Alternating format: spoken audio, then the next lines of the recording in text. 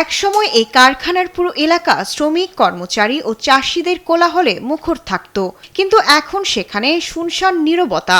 তৈরি হয়েছে ভুতুড়ে পরিবেশ।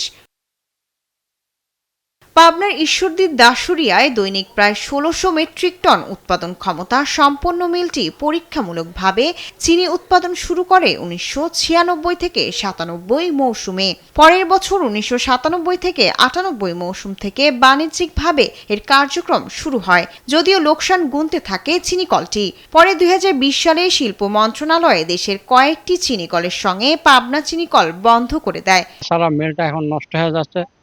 ৬০০ কোটি টাকা ভিতরে মোটর আছে, মোটরগুলো সব নষ্ট হয়ে যাচ্ছে। মিলটা চালু করা দরকার এবং এই মিলটা চালু হলে ১ থেকে ১,৫০০ লোকের রুটি রুজির ব্যবস্থা হবে। এদিকে বন্ধে ৬ বছরের বেশি সময়ে সরকার মিলটির শ্রমিক কর্মচারীদের বেতন দিয়েছে ৮ কোটি টাকার বেশি। অন্যদিকে নষ্ট হচ্ছে মিলের কোটি কোটি টাকার যন্ত্রাংশ।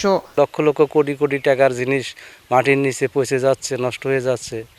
দেশবাসীর কাছে যারা এই দায়িত্বে আছে তাদের কাছে আমি বলতে চাই যে এই মিলটা আবার চালু করুন। ক্যাপাসিটি ক্ষমতা অনেক, ১৫০০ মেট্রিক টন চিনি উৎপাদনের ক্ষমতা রাখে। এত সুন্দর একটা নতুন মিল এইভাবে বন্ধ হয়ে যাওয়াটা আমাদের চাকরিজীবী লোকের বিরাট অসুবিধা হয়েছে।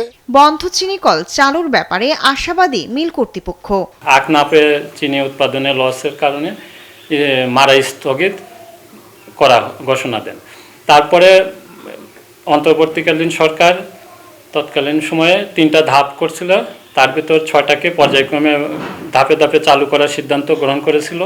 তার ভিতর আমাদের পাবনা চিনিকল দ্বিতীয় ধাপে চালুর কথা ছিল।